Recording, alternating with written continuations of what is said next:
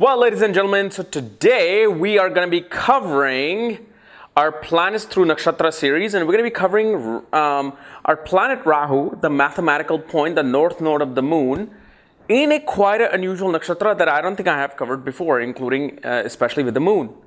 So I'll even do moon through this nakshatra, but this is a very mystical, very powerful nakshatra.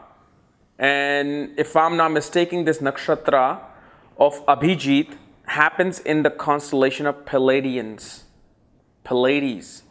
But it occurs between 6:40 degrees of Capricorn to 13 degrees and 13 minutes of Capricorn.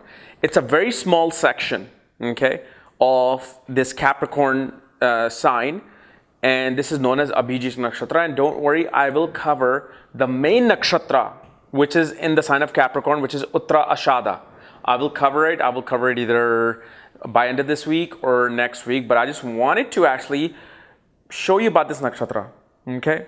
So if you do not know, obviously, if your planets are in this nakshatra, especially if your Rahu is in the nakshatra of Abhijit, very important. For that, check out the links here. Check out my full astrological report, including my books, Astrology, Conjunction, and Aspects of the Speed of Light, including all my books and consultations at this link. So, Abhijit Nakshatra, for those of you who do not know, it used to be, okay, the most aspiracious, the most powerful nakshatra in the mandala, in the sky. This was a nakshatra that back in Satyug, people used to do like good activities. If a good king started the war on this nakshatra, on the day of this nakshatra when moon was transiting, victory. Because the meaning of Abhijit, Jeet meaning victory, meaning my victory. So this nakshatra represents victory in anything and everything. And a lot of people have forgotten about it. Most people don't even know. They just know the 27th nakshatra. But Abhijit was a nakshatra that used to be part of the Vedic cycle, but it was taken out by Sri Krishna during the war of Mahabharata, when Kaurav were about to start, I believe it was Duryodhan, about to start the Mahabharata under this nakshatra, because they were the one in charge when the war starts. So what Krishna did, he pretty much sucked out all the constellation in his mouth. And so when they were looking for this nakshatra, hey, moon's gonna come under this nakshatra. And they're like, where's this nakshatra? We don't see it. The astrologer of the Kaurav couldn't see that.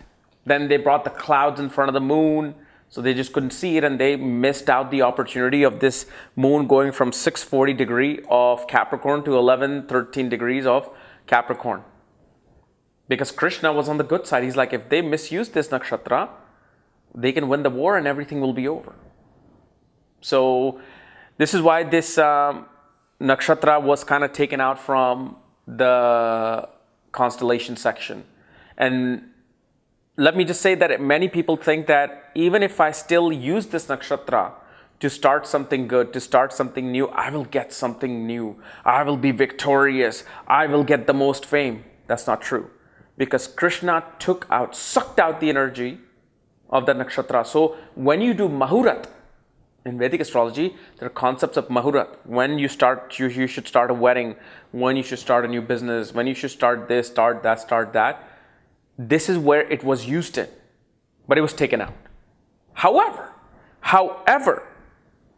one thing is definitely very powerful is when your birth planets are in this nakshatra. When your birth planets are in this degree, that planet becomes extremely powerful, especially if it's placed in a certain house. Not on all houses, certain houses, and though that's very simple.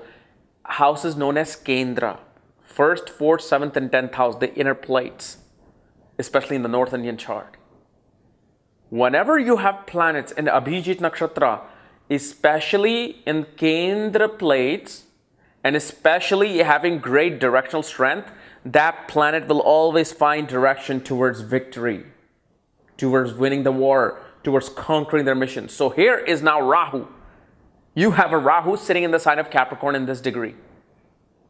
And Rahu is this energy of consumption. It wants everything. It's obsessed about everything. Rahu represents the Maya that we live in. All the material Maya that makes us feel happy, which is really not happiness, that's Rahu. Rahu is an anxiety, fear. Rahu is smoke, meaning when you see apparition or you see a ghost, that energy was caused by Rahu. Rahu represents people who are something else from the front, but something else from the back, which is what? Politicians. Politicians are seen from this. Magicians are seen from this. Film directors are seen from this. Not as much as actors, but film directors, because of the fact it's a director who shows you the illusion. That I'm going to present you this illusion of this guy jumping from one building to the other without any support, without anything, he'll just fly there. And that is the illusion the director is giving you. Actor is just the one who's performing it. But the film industry, the magic industry, the gambling industry that sucks you in, sucks your soul in, and you're just scrambling for money so you can bet again on something, is what Rahu is. So when Rahu in this nakshatra, especially in the sign of Capricorn, Rahu becomes very powerful. This is a great placement of for a person to be in a business world, to be in Wall Street, to be in a corporate, climbing the corporate ladder, to being a CEO, CFO of a company. Rahu becomes very determined and obsessed about power. And this is why when Rahu is in Abhijit Nakshatra, Rahu will do whatever it takes to win a battle. And this is why this is a placement of Rahu that can either make a person very cunning, quite in criminal. They will take action which may not be the most civil action in terms of human civilization. Meaning they will try to achieve success by perhaps killing somebody, by perhaps getting somebody else in trouble, playing a backstabbing scheme on them, spreading the wrong thing about them. Or Rahu will be very determined to win the power up front without any cheating, without anything. And especially for this, you have to look at the placement of Saturn. Look and see where Saturn is placed and Sun is placed. Why Sun? Because Sun also controls the nakshatra of Abhijit. Because Abhijit is a nakshatra ruled, the deities of this nakshatra is Vishnu and Brahma. The one who creates and preserves. So it's like that throne is never dissolved by Shiva. That throne just stays as is, intact. So as I was saying that Vishnu and Brahma control this nakshatra, and then Sun becomes the lord of this nakshatra. Because Sun is the supreme king, the supreme soul, the one that is able to literally bring a spark into our solar system. But one thing this nakshatra is also stands for is great spiritual progress.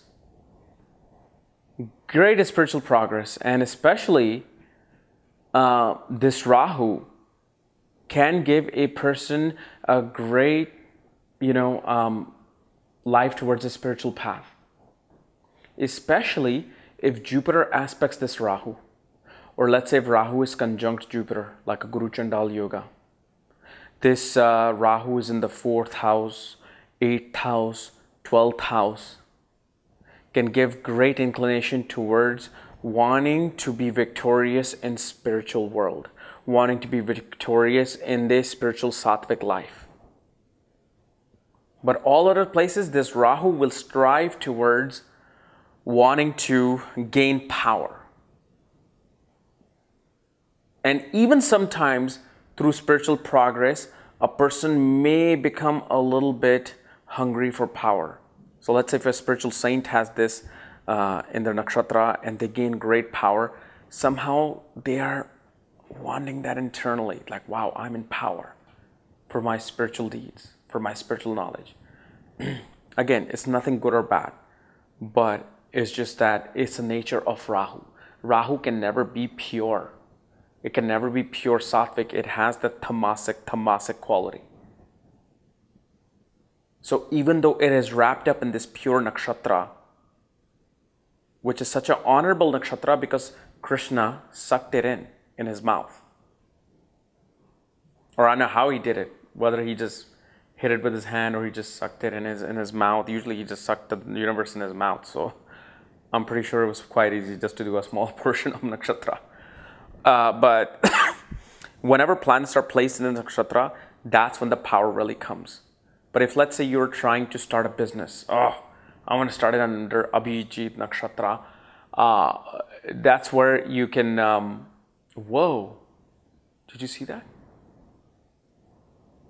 That is crazy. And right now I'm seeing this cloud in front of me. Wow, this is crazy. I don't know what happened.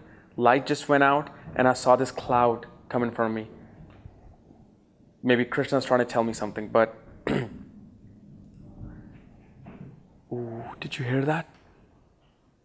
Thunder, cloud in front of my eyes, light going out.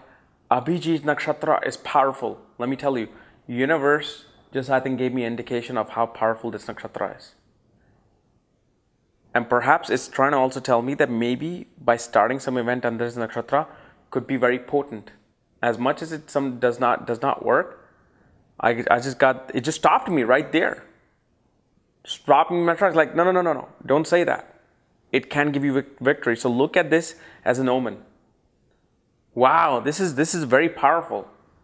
I guess I'll just end it here then. This is the Abhijit Nakshatra of Rahu. Rahu being in this nakshatra. Again, if you're new to my channel, subscribe below. And again, if you want to know where your Rahu is placed, all your other planetary placements, my astrological report, books, consultations, check out the links here. Otherwise, I am just right now freaked out in my basement because you should have seen this white cloud that just went. The light just went out. Thunderstorm came in. Something just happened here. Wow, this is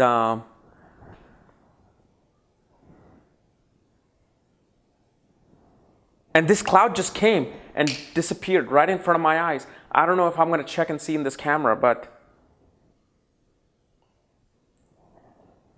why does this stuff happen to me? I don't know. Anyway, I have to look at this. Thank you.